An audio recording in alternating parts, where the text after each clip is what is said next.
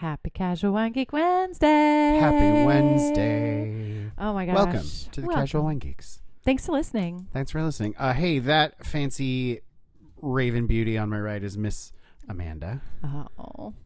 And this brilliant gentleman across from me, his name is Brandon. Hi. Hi. We're pouring some wine. The episode today is Woo Woo Wine. Woo Woo Wine. Wine. So we're talking about organic. So last week we talked about sulfites and additives, and kind of it led into this conversation about organic and biodynamic wine. Mm-hmm. And so a lot of things that don't have sulfites naturally just happen to be organic or biodynamic because that's also a part of no additives and how organic and biodynamic wines are made. Mm-hmm. Mm-hmm. So we figured we'd follow it up. All organic and biodynamic wines have no added sulfites, but not all wines with no added sulfites are biodynamic or organic. Mm-hmm. That was a little more terrible than I expected. One is not like the other, but the other is like the one. Yes. Yes. Wait. We'll go over it. It's What? fine. We're talking about woo-woo wine. It's been such a long week. It's been such a long week. We're going to go over organic wine today. We're going to go over biodynamic wine today. And you did some research on kosher wine. I did some research on kosher wine because I think that it's important that we talk about.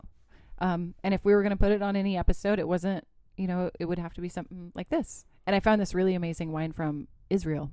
Oh, awesome. Yeah, I'm really excited, actually. I've only had Israeli wine 2 or 3 times. Oh, really? Mm-hmm. There's like a huge, obviously, right? I'll get into it later. Awesome. It's our last wine that we have today. Oh, I'm excited. Yeah, I'm really super excited. I'm super stoked. What did you bring us? What are we starting with? Well, I'm very okay, excited. So it's been a really kind of bananas week at work, and so I didn't have a lot of time to do some shopping. That's okay. So I was walking through a bottle shop and was specifically looking at shelf talkers and shelf tags. Mm-hmm. Because those tell a lot. If you're out shopping for wine, and you don't know what to get, faced with thousands and thousands of bottles of wine on a shelf. Well, those are helpful. And I feel like it's helpful in terms of looking for something very specific. Yes. Right. So I was absolutely. looking for organic or biodynamic, either or. Yep.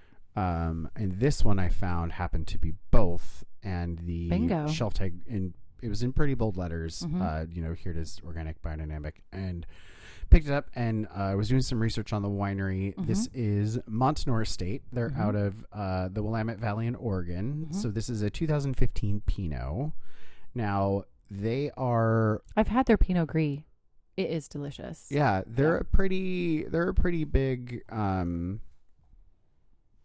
producer down that way. So down in Oregon? Yeah, so on the shelf tag, it was... organic, biodynamic, family owned, and then light balanced, juicy, and simply delicious, lively, spicy red fruit. And then top 20 wines under $20 by the New York Times, which to me says all you need to know. It's not really guiding you in a specific direction in terms of here's what you expect to be tasting, but sort of a general, like, it's kind of juicy. There's a little spice. It's lively. It's, all the things that you're looking for. Yeah. Without... oh, you're going to get this really dark black fruit that's like it doesn't need to be. It's the fun girl at the party. Girl, I don't need to know where your shoes and bag and belt and thing and all the stuff came from. I don't care. I don't care. Oh, look, you have clothes on. Great. Awesome. Congratulations. So I picked it up and it really wasn't that funny. I'm sorry. I love a good laugh. You gotta laugh, man. Keeps you young. This is a 2015 Pinot Noir from Oregon. Yeah, so they were established in 1982, and they are the second largest estate producer of wines made from biodynamic grapes in the country. Wow. 200-acre Demeter certified biodynamic. So Demeter International is the group that oversees the biodynamic certification. Oh, okay. And then their Stellar certified organic vineyard located in the north end of the Willamette Valley. So they really focus on awesome Pinots, cool climate whites, and some interesting Italian varietals because the owners, the founding owners were from northern Italy. Interesting. Do you know what's so funny is that so this is the 5th largest winery of biodynamic wines. It's located in Oregon, and second largest, located in Oregon. And I really wanted to talk about how Oregon, we talked about this on the Oregon episode, how the people down there, even though they don't maybe pay for their certification, it's really, really important to them to farm in a way that is sustainable, being organic, biodynamic, salmon safe certified, like all these different certifications that you can get.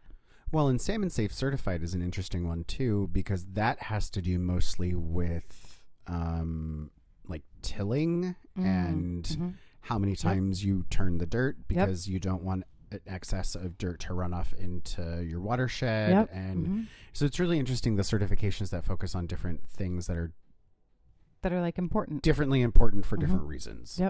I guess might be the best way to say that. Yeah. Sokolblosser in Oregon is, I know, organic for sure. Right. And Soder, North Valley, they're organic and biodynamic.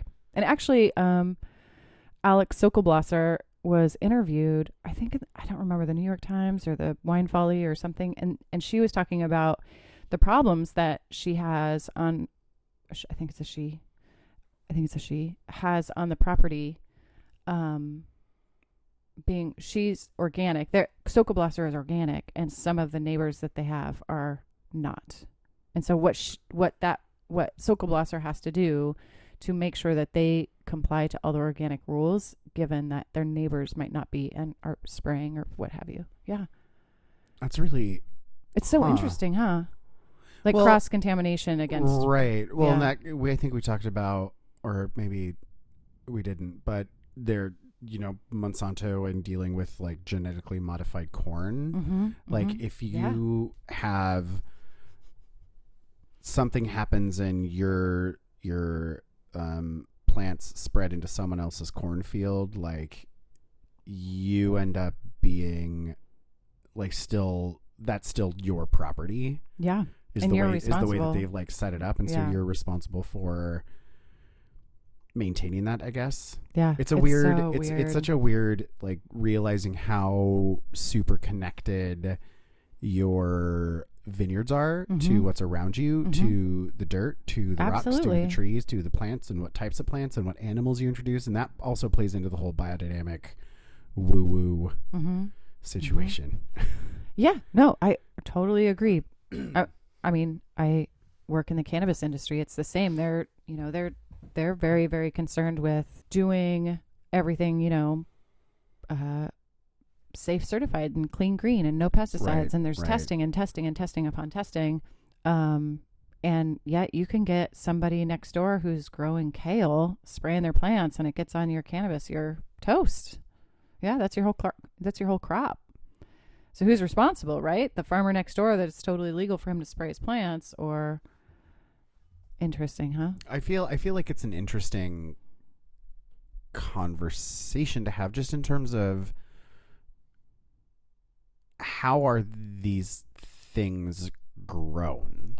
Yeah. Right? Like how are we producing the things that are going into this glass, and how are we being economic and carbon footprint focused and responsible? And not just that, but these things you bring into your body, how like, are we being responsible about the regulations around what like, no, you can't put this thing on these plants and feed to people. It turns out that's a bad idea. Yeah, maybe we shouldn't do here's that. a shot of Roundup. Go to town. Don't do that. Don't do that. Oh, don't do that. Terrible idea. Yeah, I'm just like, you just open up this box of certification, right? And here I could argue the other side is, what if there's a farmer that's totally organic, biodynamic, just doesn't want to pay the fucking fine or the license or can't afford it? Well, and that's definitely also a big argument, I feel like, because you have it's expensive.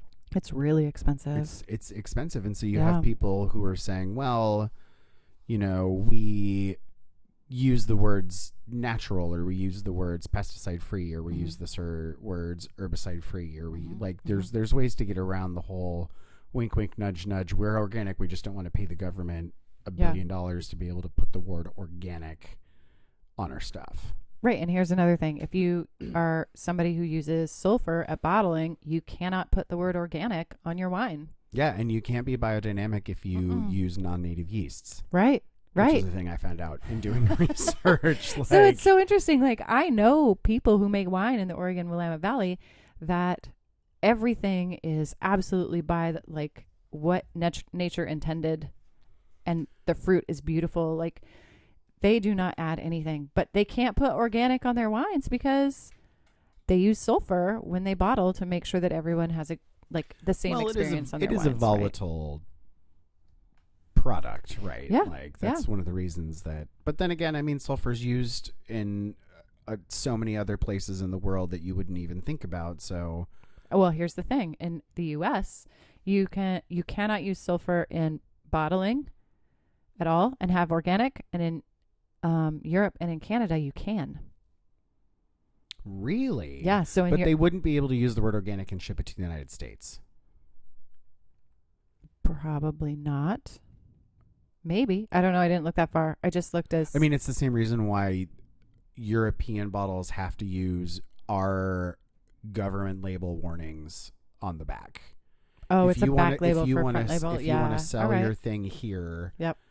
That would make sense. You have to cop to our standards, which is why you don't see a lot of American wine in the European market, because we don't adhere to the standards that Europe has set for wine, because they view it as a food product and we don't. Right. Which is bullshit. Calling bullshit. What, 10 bullshit. Minutes in? I'm already calling bullshit. Shaking a fist. We got into it really deep right away. I know, sorry. We're usually much more lighthearted than that. Thanks. Please, I hope you didn't skip out on us. It's okay. Back. We're only 10 minutes in. Come back. Come back. Oh, God. Let's talk about the wine. Apparently, we need a glass of wine. It's been a day, so for sure. 100% Pinot, Willamette Valley, Montanore Estate, 2015. All right. This was aged for 9 months in 20% new oak, native yeast. It's about 1.1% residual sugar. Wow. So it's it's actually really good. I dig it. I mean, not that I'm surprised. It's an Oregon Pinot, man. That's my heart and soul. It's got that spice. The spice. It's got great acid. Oh, what? What? I say that every time. What? No, it's just the spice, and every time I hear that, I think the spice melange. Makes me think of Dune. Which I saw for the first time like a year ago. Really? Yeah, I'd never seen it, but they were playing it at Central Cinema on the big screen, so we went one evening. And have you read the books? No. Oh, the books are amazing. You should read the books. Who wrote those books? It wasn't Orson Scott Card, was it? Because that guy's Frank Herbert. Dick. So Montanore was founded by Carlo and Rosa Marchesi, who came from northern Italy, grew a lot of their own food, produced a lot of their own food, made their own wine, really lived a sustainable lifestyle. You know, because when you're from a small village, I grew up in a small town. I did too. We grew a lot of our own food. We had our own chickens. You know, we had our own rabbits because I showed them in 4-H. I had a blue ribbon rabbit, blue prize winning blue ribbon rabbit. Her name was Geraldine. We have gold rabbits. Goldfish rabbits. Oh, goldfish rabbits. Yes. But so I understand the whole concept of like coming from somewhere small and like we have raspberries that grow wild, so we make our own jam in the fall, and we can our own peaches from the peach tree that grows in the yard, and we XYZ thing. So I understand this concept of living sustainably when before it was cool. Yeah. Well, before there were I'm glad that we did it because there was a lot of pesticides and preservatives and things going into our food system totally. Right? Totally. But like you, I grew up out in the middle of nowhere, and Look at us now. Look at us now. Now we're eating preservatives. Delicious. Oh, we're never gonna decompose. Decompose. Wow. I'd like to buy a vowel, Vanna. Decompose. You want me to pour our second wine? Yeah, what'd you bring? Well, I'm not really looking forward to this one. Just for the record. Go into it without an opinion. Don't form your opinion before you drink it. Okay. I'm going to take a second to argue that. I'm just going to take a second. It says USDA organic on the top of it, like a good slab of beef. And that is exactly why I bought it. Listen to this sexy screw top. Yeah. It says USDA organic right on the top, like a slab of beef. Absolutely. It is a California red. I'm going to go into this tasting open-minded, but it says contains no detectable sulfites, like the whole thing. And I think you looked up what kind of grapes because it doesn't say. It's a Syrah Alicante Boucher. Alicante Boucher. Yeah, which we've talked about before. Alicante Boucher was grown heavily in California during Prohibition. Yep. Mm-hmm. So it's probably old vine. Because you can get like 3 pressings out of it and still get like usable juice, which is absolutely unheard of. It's used a lot for filler for color. It's used a lot for filler for flavor because you have more tannins and you have more of those. Because it's red on the inside and red on the outside. Well, cheers. Cheers. It smells like really juicy. Like it smells like Australian over-extracted Shiraz. I wonder if that's the Alicante Boucher that's in. I mean, I wonder if that's one of them. It tastes like tea. Yeah. It tastes like tea that you add a little bit too much sugar to at a Chinese restaurant. Oh, like the black tea? Yeah. Yeah, you're right. Now, just like we are taught always to smell your wine before you taste your wine, I have got on this bandwagon of you always try things twice because I think it changes the second time you try it.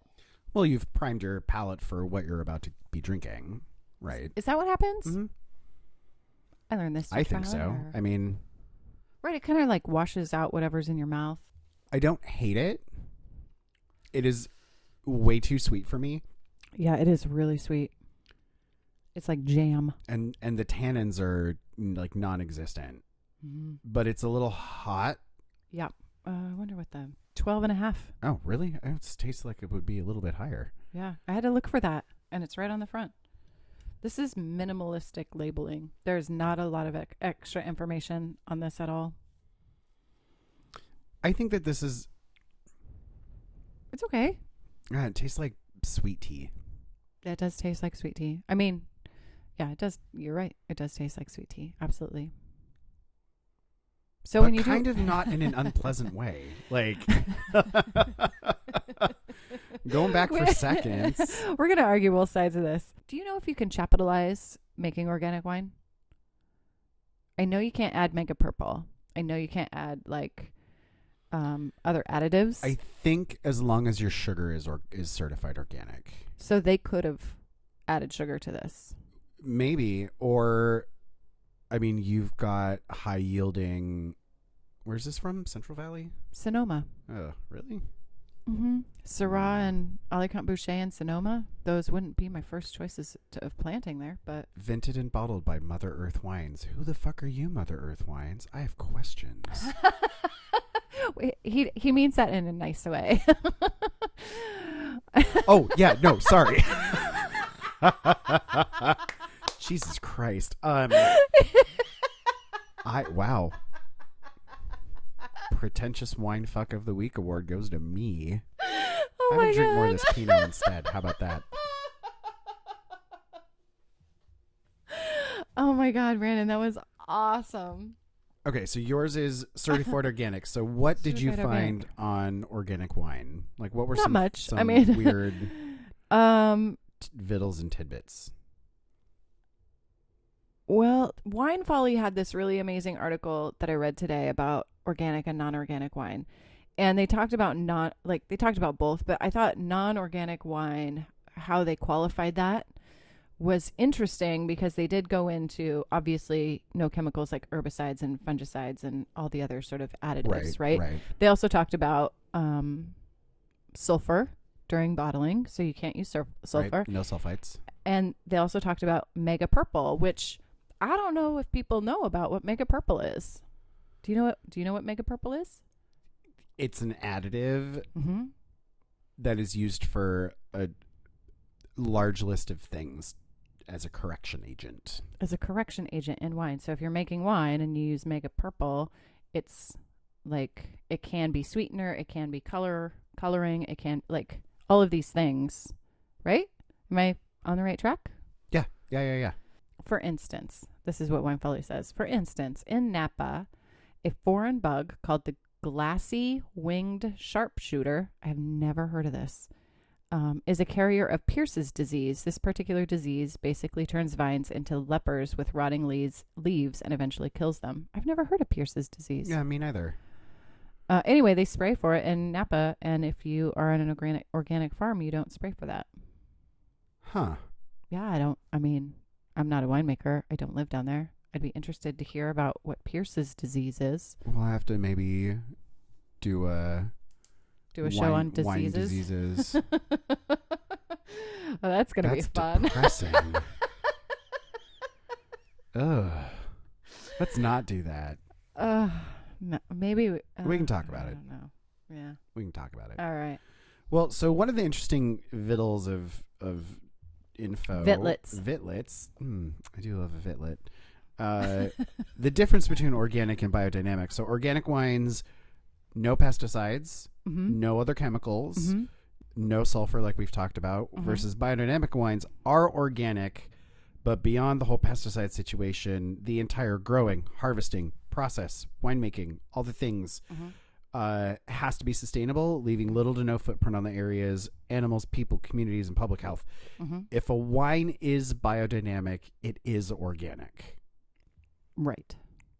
If a wine is organic, it is not necessarily biodynamic. Because biodynamic also... Was that what I was trying to say earlier? Yeah, you did a great job. I just had to read my notes, is what you're saying. Biodynamic is this idea... I mean, there's more to it than that, right? They bury a horn every year. They plant on specific days based on the sun and the moon and the stars. Right? Oh yeah. Oh, I've got that info, sister. Don't you worry about it. We got leaf days. We got fruit days. We got... And there was a significant date yesterday. I think I sent you a picture yesterday when we were recording. We weren't recording yesterday, but yesterday from today, which is not tomorrow. Wait, what? Is it organic? Every day has like a specific day of what is important. There's like a calendar, right? Every year. And you can go into it even so far as when to drink wine. Really? It can get broken down into that being that specific. Okay, so here, and the title of today's show is called Woo Woo Wine. Here's my question: is organic biodynamic wine too woo woo? I don't think so. What would that be? A noun? Woo woo is a noun? It's a description. It's an adjective? It's an adjective. So woo woo could be an adjective, a noun, or a verb. How is it a verb? She woo wooed around. What does that look like? I don't know. I failed English. So today's episode is called Woo Woo Wine. Well, so this is a solid fact that I'm about to throw down at you. Biodynamic soils have been tested against non-organic soils, and they have showed greater disease suppression and a decrease in compaction and added material, or organic material. So interesting. There's scientific physiological difference between biodynamic soil and non-biodynamic soil. Interesting. In terms of how it deals with disease, how it deals with mineral absorption, how it deals with, the amount of organic material in the dirt makes a difference. Like, it's why we had our own compost growing up, right? Right. Yeah, and absolutely. Fun fact, rabbit poop is the best thing for compost. Just throwing it out there. Befriend your local 4-H person. I've got a guy on the inside. I want to come back to this. Sorry, I got really loud. I want to come back to this idea of woo-woo wine when we get a little bit later, because I want to hear about biodynamic. Tell me more about biodynamic wine. Well, I have a lot of notes. Are you strapped in? Yeah, my socks are on. I'm ready to have them blown off. They are. Good, I always start the show with socks on. I don't know why it almost got up to 70 degrees today, which is ridiculous. I've been locked away in my basement drinking wine. Well, life is hard. All right, tell me. So at its core, biodynamics Yeah. is essentially just an energy management system. A testable energy management system or an earth energy management system? Like, this isn't power lines energy management. This is a natural energy management. Right. Okay, keep going. I'm just curious. I'm just qualifying. Are you a non-biodynamic believer? Let's Are just you say a flat earther? I have the devil's outfit on today. Well, it looks very good on you. I'm a devil's advocate. I want to ask you the same questions that somebody would ask me about this wine is different. I made a joke about it the other day when I don't remember which episode we were on about, I wrote holy wine on the wine and your inner Catholic cringed. And I think that there needs to be a discussion. Like, this is a great episode because it's woo-woo wine. So I want to talk about biodynamic wine. Right. Like a religion. Right. Well, right? Like, is it a religion? Is it something measurable? Is it something that people believe and so it happens, or does it happen and then people believe it? Right? There's like, I think it's a healthy mix of both. Really? I do. Okay. I think that there are proven studies that show not eating pesticides is good for you. Yeah, absolutely. I would right. imagine. And I think that that's a pretty decent place to start. Not ingesting chemicals meant to kill things, chemicals meant to kill organic matter. Yeah. Don't eat things that have that on it. Because here's what happens if you do. Right. But disease, tumor. Here's my devil's advocate now. Is what about those foods, those wines, those whatever that have things put into them to make them better, but they can't be organic or biodynamic because, I mean, I'm going to use fish. People freak out about genetically modified anythings. Well, but wine inherently has been genetically modified. When you cross Pinot Noir and Gouais Blanc and get a thing, you're crossing two plants on purpose to get something for a specific outcome. That outcome is genetically modified. Genetically modified does not mean it just happens in a lab. So would genetically modified vines would not be able to be organic? Why wouldn't it be able to be organic? So genetically modified and organic, totally different. Yeah, I don't see why the two are not synonymous. So do you think that people are going to start putting not genetically modified on wine? Sorry, I'm asking you all these questions because I'm really super, let's go down the hole, right? I don't think you can, though. Right, because you have a genealogy chart. Well, you look at Pinot Noir, you have clones. You have clones that are planted for specific reasons or that are mixed and matched. And, you have research for hybridization. You have research for crossing. Like, those things are genetically modified. Yeah. So I guess my point is, you've selected something for its specific gene set and mixed it with something else for a specific gene set, hoping to get a very detailed result. So don't go into your local wine tasting room and say, I don't drink genetically modified wine. I mean, I think people would look at you and turn their head to the side and be like, what? Is it gluten free? I'm sorry. That was a big dig. I call bullshit. I was just curious, right? Like, if you go down this rabbit hole, how deep does this go? Rabbit hole, bringing it back around. Like, how I deep? see what you did there, and I appreciate it. How deep does it go? Right? Well, is it a little bit of both? And if it is, then it's kind of in this middle area of grayness. I think it is a little bit of both. I think it's not outside the realm of possibility to look at the tides are clearly affected by the moon. Yeah, clearly, for sure. Certain things grow better together with other things. You want certain animals roaming around your vineyard because the smell of them or the presence of them is going to scare off things that are going to eat your berries on your vines, right? That's like why they plant roses at the end of vines, because the roses will show any roses bloom before the vines do, and so if there's a problem with the roses, that's a good indication that you have a problem with your soil, which Yep. we found out in Italy Yep. when we were at Mhm. Gabbiano. Yeah, because there were roses everywhere, and I was just dying. Yeah, we were like, what? Oh my God! Oh, it's beautiful. Oh my God! What? Yeah. It was. Yeah. Anyway, Well, so Okay. I don't know. I think that it's such an interesting conversation, and I know we only have an hour to talk about all these wines and all these things, but it's so I don't cool. see if I'm what not you're a doing hater. isn't hurting your consumers and Yeah. isn't hurting the land that you're growing it on. Mhm. Who gives a shit? Yeah, right. I'm obsessed with labels, and yet, do they really matter?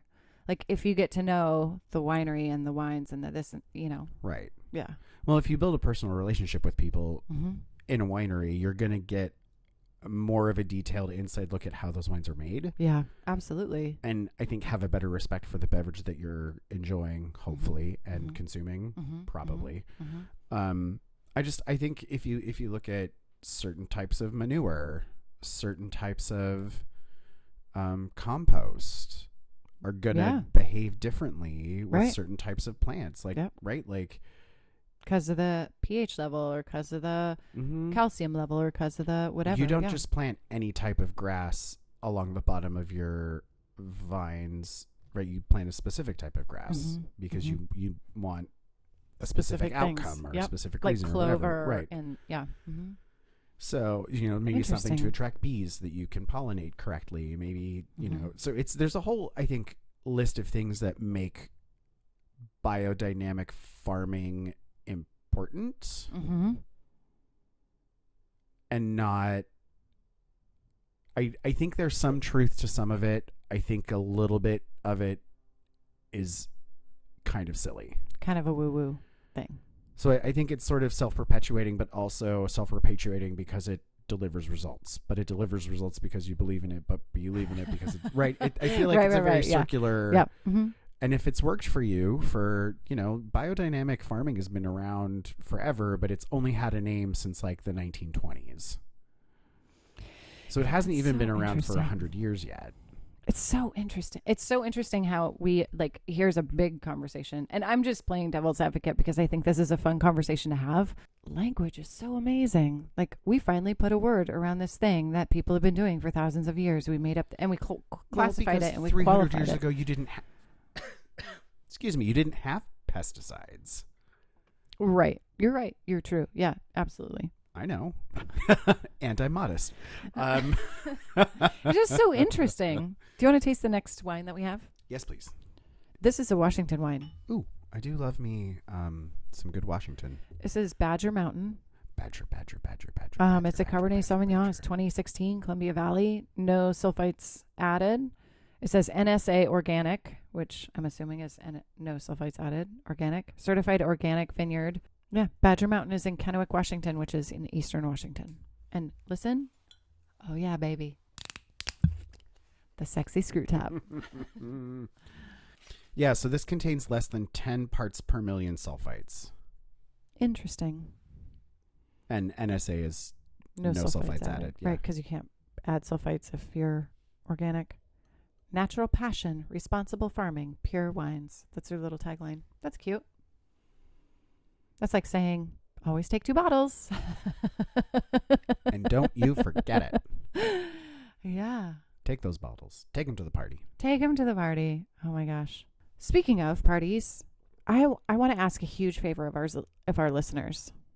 Can I ask a huge favor of our listeners? Yeah.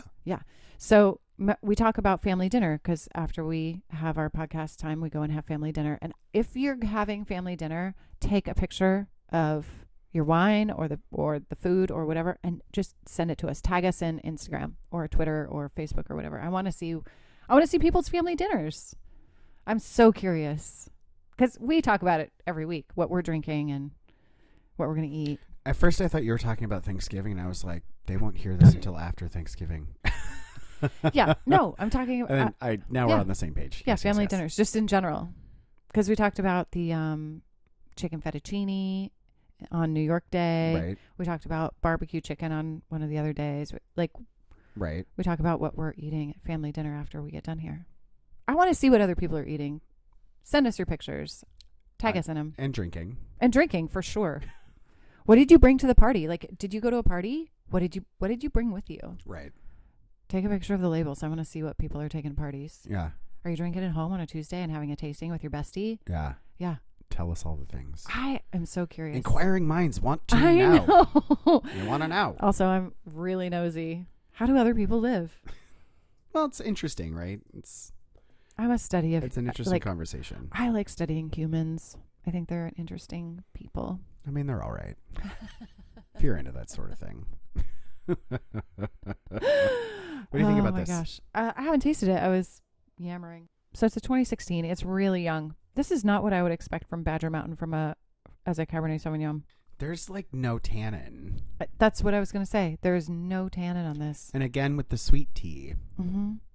I wonder if that's a side effect of having organic wine in a red. I don't know. It doesn't seem like it would be to me, but I don't know enough about the winemaking process. Interessant. It's not terrible. No, it's not terrible. I mean, it just isn't what I would expect. Yeah, I was expecting like pretty solid tannins. So far, the Pinot was my favorite. Not that should shock you. I'm guessing it's also your favorite as well.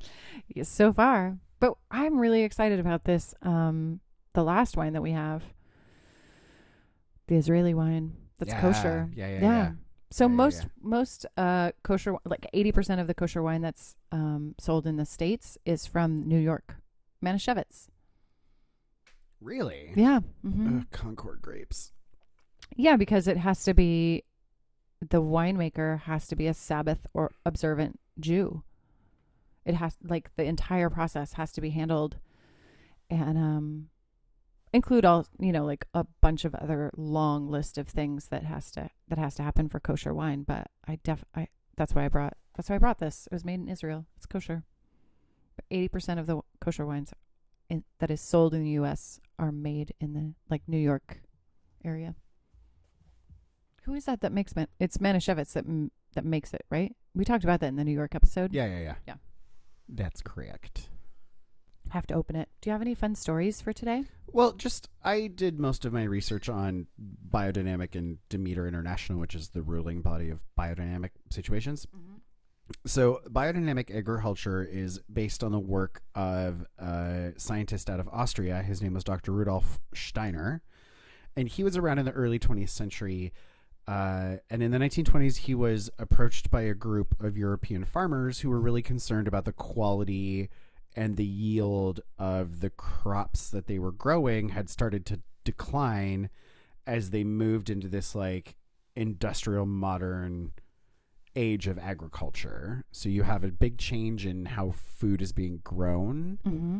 And they were concerned about environmentally destructive views of the farm being nothing but a factory for pumping out product.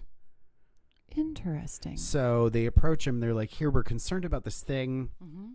You're a scientist. We're against this use of unnatural pesticides and synthetic fertilizers. So he started giving this series of lectures in the 20s. And then in 1924, he was promoting the idea of the farm as a living, self-sustaining organism. Mm-hmm. So if you have a farm that is working correctly, all of your parts and things that are being produced are helping other parts and things that are being produced that are helping other parts and things that are being produced, right? It's a self-sustaining living organism. All the parts work together like a body. So he totally revitalized traditions for thousands of people being practiced for thousands of years in this whole concept of agricultural development. And also bringing in some modern ideas to kind of bring natural harmony of how things operate within each other in a system and science together. So he brought this concept of all the things help each other, mm-hmm. as well as science, to kind of streamline it Does that make sense? Yeah. Totally makes sense. How interesting. And he was the one that came up. That is the governing body of getting biodynamic service. Oh no, he didn't come up with Demeter International. Oh, he didn't. No. So what happened after he came up with this concept of the farm as an organism? There was a gentleman by the name of Lord Northbourne. Yes, my name is Lord Northbourne. So he was an English baron, as well as being an agricultural science professor at Oxford. Oh, interesting. Okay. You know, Oxford. Right. Carries a bit of clout with it. It's a school, whatever. It's over there somewhere. He probably knows a thing or two about a thing or two. So this Lord Northbourne is actually the first person to coin the term organic farming. Huh. Because you have the farm as an organism. Yeah. Right. Right. So it's all the parts of the cell help all the parts of the cell, help all the parts of the body, help all the right. So it's, you know, so, now the science behind Dr. Steiner's work isn't super understood, and biodynamic agriculture really gives you the flexibility to use, nature versus synthetic chemicals, and really only focus on basic elements to encourage, health and vitality in whatever you're growing.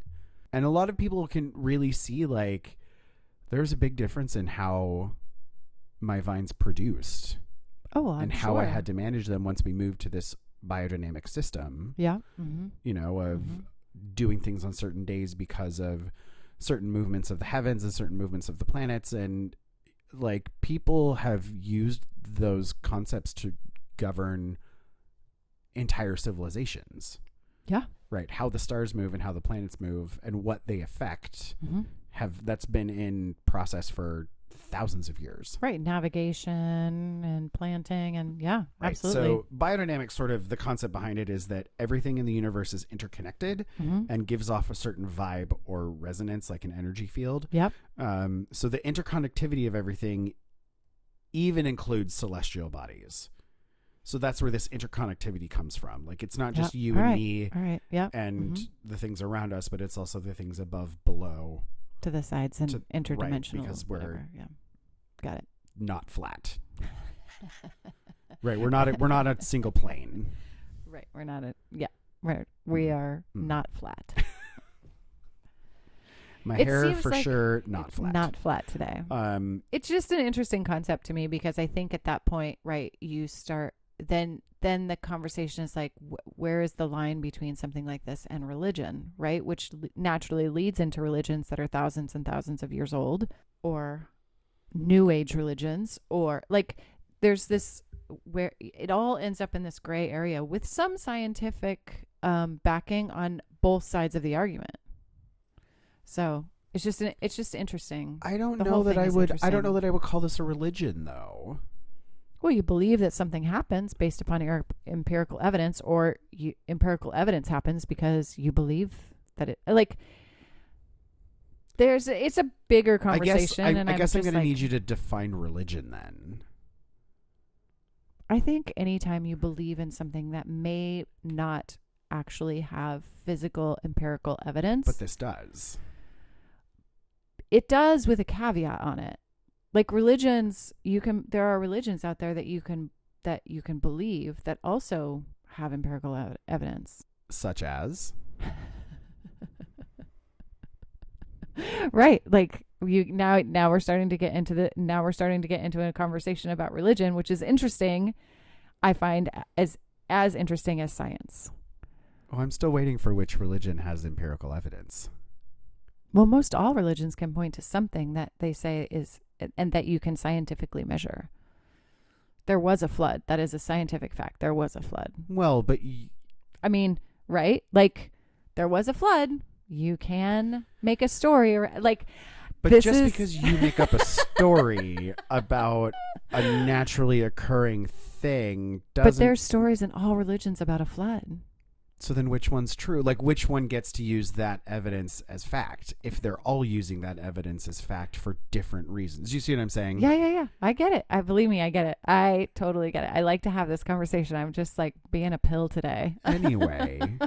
We said we weren't going to talk about religion, but I really wanted to talk about it because... Let's talk about it over dinner. No one wants to hear us squabble about... Religion.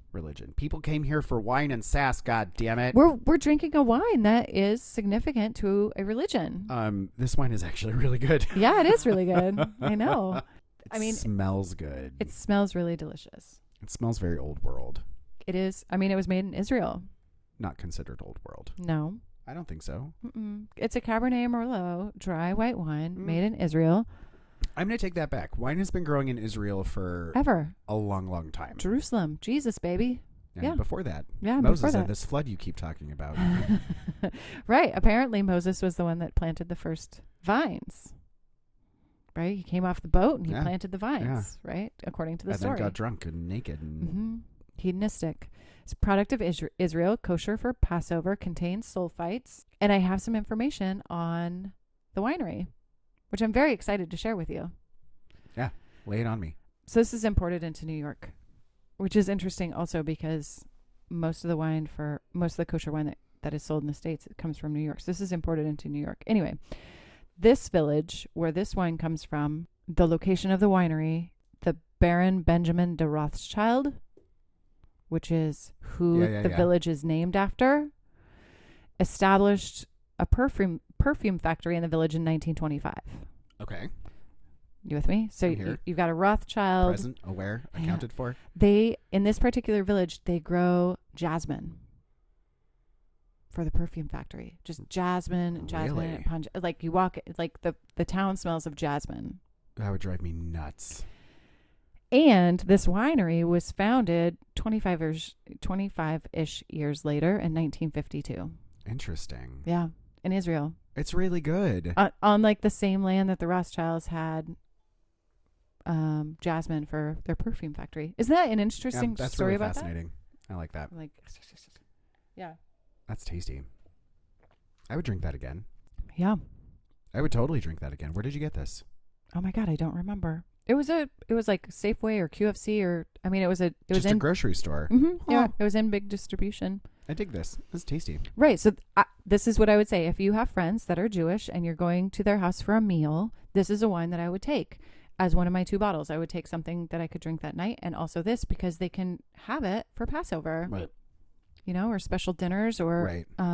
They can put it in their cellar. This is going to be it's a 2013. And it's great. It's delicious. Yeah, I like it a lot. And I think it's a thoughtful gift if you were to, if you weren't a part of that religion and you were invited over to their house. Is it hard to go out of your way to find kosher or halal or, meat that adheres to certain standards of certain religions? No, it's not. It's not that hard. I don't think. It's not that hard. No, it's not that hard. And then you have a lot of options in terms of where we are as a society today and what you get and what you bring. I think it also goes back to that I'm allergic, right? Kind of with food and wine. Oh, totally. It would be kind of not that. Don't knock your glass over, man. But it would also go back to I'm allergic. I can't have this thing because of this reason. Right. I want to be aware of that if I'm going to somebody's house for dinner, right? I'm not going to bring a walnut dessert if they're deathly allergic to walnuts. Well, right, because you're not an asshole. Right, but you're not a garbage person. Yeah, that's very true. So biodynamics, I'm going to bring it back around. Oh, sure. Yeah, of course. Biodynamics happen in the vineyard before winemaking starts. Now, all the tasks from planting, pruning, harvesting are regulated by a specific biodynamic calendar. Right, there's a whole calendar. Right, there's a whole calendar. Yeah. Okay, so the calendar was originally devised by the quote-unquote high priestess of biodynamics. I know, don't give me that look. That's why when you brought religion up, I was like, does she know? No, I didn't look at your notes at all. Did you see? I just knew in my heart of hearts. Just being snarky. I love it. Okay, so this high priestess, her name is Maria Thune. And the calendar is divided into 4 different categories. So you have root days, fruit days, flower days, and leaf days. Okay, wait. How did she get this ascension to high priestess? So Is it? I mean, was there a test? Did high she have to do something? priestess is just in quotes. So, like, I could call myself Queen Amanda of the Universe in quotes, and that would be fine. Oh no, I think it's just because it's a little. Queen Amanda from wine. No. I think they're using the term high priestess like, he's so knowledgeable in a thing, he's practically a professor. Like you're a doctor. Right. Like Dr. Brandon. I think it's a nomenclature, is that the right word? I don't know, but from today forward, you will now be known as Dr. Brandon of Wine. Oh, I can dig that. PH motherfucking D. So speak to my title, bitch. I think the okay, so we'll say title of high priestess is a joke and is not serious. Like, why would they put it in the thing then? I think they're trying to be funny. All right, well, I don't think they're serious. I don't think that there's a Do you hierarchy think it plays of into the woo-woo conversation? I think that's why they did it. Really? Because it's supposed to be funny. Because it's supposed to be a woo-woo thing. They're just referring to her as, oh, she's like quote unquote the high priestess. It's in quotes. It's not serious. It's not using it as a serious title. That is amazing to me. That gets an eyebrow arch. That's fair. Yeah. That's fair. All right. So each of these 4 days coincides with the classical elements of earth, air, fire, and water, which have been used since pre-Plato, right? Fruit days are good for harvesting. Root days are best for planting. Flower days are you leave the vineyard alone. You just let it do its thing. And then leaf days are ideal for watering. So you would never harvest on a leaf day because leaf days correlate with the element water and you'd be picking rotten waterlogged grapes. Is there empirical evidence for these days? Well, if you think about grapes that get overwatered, you wouldn't pick them right away because they'd be the roots would have sapped up too much water. Yeah, right. I know. I think it's a really actually smart management system of do certain things on certain days, because if you, for example, like I just said, if you water something on a Monday, you're not going to harvest those grapes Monday evening or Tuesday because they'll just have there's a heavy rain. We're not going to harvest today. We're going to wait a minute. Right. Which is the whole argument around like the 2011, 2012, 2013 vintages of Pinot Noir in Oregon, because you either had to harvest when before that rainstorm was coming, or you had to wait until your grapes were full of water and harvest afterwards. So those would be leaf days, and you don't harvest on leaf days because they're associated with watering. Right, but you have no control over that, and you had to get the grapes off the vines because your bricks. I mean, here's the right. You throw your hands up. Yeah, Girl, I'm just reading the notes that I researched. Maybe that's why it has to be biodynamic certified. Like I said, some of these things they're like gray find areas. To be factual. That makes sense to me. Well, yeah, obviously you're not going to water. Like that's why you would want to rush to harvest before a rainstorm came in. I mean, it's like putting color-coded Post-it notes on stuff. Like you can Mondays move it around. are orange Post-it note days. Tuesdays are yellow Post-it note days. Wednesdays are green Post-it note days. But then all the Post-it notes like shuffle around on holidays and bullshit. Well, I'm not saying it's the best system. That's not what I'm saying at all. I am such a pill today. I am so sorry. I'm such a pill. All right, so aside from just the biodynamic calendar, you can't use chemicals. Yep. You can have no manufactured additions like commercial yeast. So all has to be organic. All has to be native yeast. Native yeast, yeah. So you can't use those. Instead, winemakers will make special compost preparations with natural ingredients to bolster their vineyards. Now, this is where things kind of get a little controversial. And this is the point where things get controversial. Here's where you have a division of the streams. Okay. All right. You have the division. Cow horns, which have been used for a lot of things for thousands of years, from drinking vessels to, actual trumpet horns to all sorts of things, weaponry to whatever. So you have cow horns that are stuffed with a special type of compost. After it's buried, those contents are used to make a tea, which is then fertilizes the vineyard. I tried really hard not to roll my eyes on I that know, one. I know. So, actual biodynamic farming would make anybody who's a vegetarian cringe because Yeah. biodynamic viticulture requires special types of compost stuffed in cow A horns. cow horn. You dig them up, and then the stuffing is what's distributed around the vineyard. So, Yep. there are 9 different compost preparations used in biodynamic farming. And they include everything from regular manure and cow horns to yarrow blossoms, which were used, which were mentioned in Homer's Iliad for treating wounds. Chamomile, which is a natural antiseptic. Stinging nettles, a natural cleanser. Now, granted, there's no actual evidence whether or not the cow horns are truly necessary in terms of what is ultimately labeled, quote unquote, an organic gardening process. I think cow horns are used. Tell me. Because if you have this concept of we don't want synthetic manure and we don't want pesticides and we don't want metal to be buried and we don't want something not natural or organic, well, what's more organic than using cows that you probably have on hand because you're a farm? Yes. Use all of the parts of the animal for something. Oh, we need a vessel with which to bury things because we need to get those things and we don't want them to mix with the ground yet. Use a cow horn. Bury it. Let it do its AG manure-y thing. Dig it up at the full moon. Spread that shit, literally. See what I did there? Spread that shit all over your vineyard. So you have werewolf. Wait, hold up. Where the fuck did werewolves come from? Because you said you had to dig it up at the full moon. Oh, I just made that part up. Oh, well, see, But I'm sure there is a specific time of when you dig it up. I have no doubt. Absolutely, this is a religion. Well, it's a good earth religion. Fine. That's your religion, though. Yeah. Like, hey, listen. Cult of the Spaghetti Monster or whatever. Like, that's a religion. You have to believe that something is going to happen on a full moon day rather than the day before, the day after, right? Like, come on. There's a reason that not all tides are the same, and certain tides are heavier than others, and certain tides happen at different times than others because I agree. Celestial bodies are constantly moving.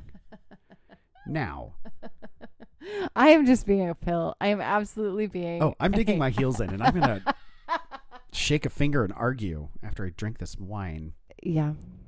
Now. So it's like kosher, but different religion. Like if you were to take these It's things, a certification that has a specific set of rules around it. just like being kosher. Yeah. Yes. That is my point. Biodynamic has a specific set of rules that you have to adhere by to have this on your label. Same with kosher. Kosher has a specific set of rules that you have to adhere by to have it on your label. But same with organic. Same with champagne. Same with all these other places in the world. There are rules with which you have to abide by if you want to put these specific words on your label. On your label. That's all. Regardless of. Irregardless. Irregardless of. That's not a word. Why did you tell me it was a word? I just like to say it because it upsets people. I was like, wait, how did I do that wrong? No, you didn't do that wrong. I was just being sassy. Okay, so here's the thing. Yeah. In a blind tasting with 10 pairs of biodynamic and conventionally made wines, this was conducted by Fortune magazine. Okay. I'm going to have some more of this. This was judged blind by 7 wine experts, including a master of wine. Okay. Head sommeliers. Yeah. Biodynamic wine. 9 biodynamic wines were judged to be superior than their conventional counterparts. Blind tasting. 9. 9 out of 10. 50. I can live in a biodynamic world. Yeah, it's easy to do. I can drink biodynamic wine. And then no sulfites, no pesticides. All the things. Cow manure horns. Yummy. Venus told you to pick those grapes and drink that wine. The high priestess told me. Get you laid. Right, because she's the goddess of love and seduction. Hi. Oh my God, that's amazing. Yeah. Can I tell you more for like just a couple more minutes about kosher wine? Oh, for sure. We kind of got off the rails in our That's okay. religious discussion, so hopefully people haven't abandoned us. I hope you're still listening. I just think it's a fascinating concept to talk about, and it can be very polarizing, especially if you're not managing a vineyard and you don't see results, you only read about them, or it's all second or third hand, right? Yeah. Right. I believe the farmers in these fields who are like, this shit works. We notice and you are just not with me on this journey. I am with you. You are snickering. Tell me stuff. Tell me stories. I'm with you. I'm with you, right? I'm with you because food and wine are so important to humanity, right? Like the propagation of humanity in general. And those religions that have held food and wine standards very high, if you are kosher or halal, right? Well, I feel like a lot of it has to come from culturally how you prepared food, culturally how you stored food. But it was passed down over generations and generations. And just like, if you could make the argument, just like biodynamic is, right? Wine in Israel has to have these certain things that happen to it to be kosher. Correct. Right? Biodynamic wine has to have these certain things that happen to it to have this certification of biodynamic. Mm-hmm. They are the same in my brain of woo-woo wine. They're the same, like, they're in the same realm. Now, when you say woo-woo, does that mean you think that it's all fictitious? No, I don't use that as a derogatory term at all. Okay. Absolutely not. I'm just double checking. No, absolutely not. I'm not passing much judgment. Much. Oh, I'm being honest. We're friends. But each of these things have questionable elements. Yeah. Sure. I mean, there's questionable elements of standard farming. Right. Absolutely. That was my point. I wanted to have this, like, pesticides, I mean, I think go beyond questionable elements, but some people say they are helpful. They're helpful. Right. It's just like grafting American rootstock to European vines so that you don't get phylloxera. Genetically modified. Right. It's so you don't have phylloxera. It's the same thing. But that's the reason we can have wine now. So what I'm saying is, at the end of this episode, woo-woo wine is actually scientifically proven wine. All right. And so that's what I mean in terms of, like, you can test organic or biodynamic soil against non-organic biodynamic soil, and there are measurable differences. Yeah. Yeah. There are measurable that to differences. me, I think, is enough reason to say that biodynamic farming is not as bananas as people think it is. And there's a reason for it. Now, a measurable reason. For some parts of it, yes. For some parts of it, not so much. There might be. But that's just me. Yeah. You know, what do I know? Did you know that kosher wine, that every grape variety is harvested separately after nightfall? I didn't, but I know now. That the grapes are cold soaked and then they begin alcoholic fermentation lasting approximately 1 week. For every kosher wine? For this kosher wine. Oh, this one that we're drinking, not every kosher wine. No, sorry. Okay. Every glass of kosher wine that we're drinking today. Yeah. This was in oak for 8 months. Really? Mm-hmm. Do you know what kind of oak? French, American, Hungarian, new? I think it's old? Hungarian. I saw something about this particular producer. Oh, yeah. The winery was founded in 1952. The gentleman who founded it immigrated to Israel from Hungary. So I would imagine it's Hungarian wood in a barrel. I mean, Hungarian, if there's a... Barrels made out of Hungarian oak. That's what I'm talking about. There's Hungarians in their barrels. Yeah, the wood and the hungers. Yeah, this kosher wine is really tasty. Yeah, I would buy this again for sure. Yeah, absolutely. This and the Pinot. The other two I would probably pass on. They're a little bit too sweet for me. But if I had someone who was like, oh, I'm looking for a sweeter red or a red that's a little bit not as tannic, I think these two would be a huge hit with people. You know what's so funny is that both of them are screw tops. The kosher wine and the wine from Oregon are cork. Interesting. Mm-hmm. Yeah. And I paid the same amount for the kosher wine as I did for the screw top one. Oh, really? Mine was like $18. Yeah, same price. It was like 15 to 20. I don't usually spend over $20. Yeah, me neither. Unless it's a special occasion. Yeah, in our Beaujolais episode, one of my bottles was like $34. Oh yeah, But even so, that's not so bad. that was delicious. Yeah. That was delicious. Delicious. Well, are we I think we're good. good on woo woo wine? I feel like we have argued every side of every point of wine. Yeah, and hey, let us know what you guys think. Like, Do you like it when we argue? Well, no, I mean about biodynamic farming and the whole concept of like of woo-woo wine, the whole concept of woo-woo wine, all of that stuff. I think it's interesting to start the conversation and be nice. And be nice, of course, but tell us what you think. Send us a picture of the label of the bottle that you're drinking, and I'm really super curious about what are you drinking? Let's start that discussion. Let's start that conversation. Yeah, what are you drinking? Get those balls rolling. So no, don't you dirty and you nasty. No. Next week we have Merry Christmas wine. Merry Christmas to me wine. Yes. So I think next week we should buy and bring and taste, in air quotes, the bottle that we would buy ourselves for Christmas as a Christmas gift. Oh. Yeah.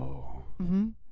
Like if somebody were to roll through the door with this gift for me, this bottle of wine that I would buy myself. Okay. Or I would buy somebody else that, right. because this is a Christmas wine. Okay. So we're getting a little fancy. Doesn't have to be fancy. Girl, I don't buy myself nothing that's not fancy. Just be nice to the gentleman fancy and they'll be nice to you. Yeah. Well, buy fancy. Don't buy expensive. I didn't say expensive and fancy were mutually exclusive. Right. Yeah, this is going to be fun because I can look fancy on a $5 budget. Just kidding. I'm not fancy. Not with wine. All right, friends. Well, thanks for listening. And thank you for listening to the Casual Wine Geeks. Always take 2 bottles. Bye-bye. Ciao.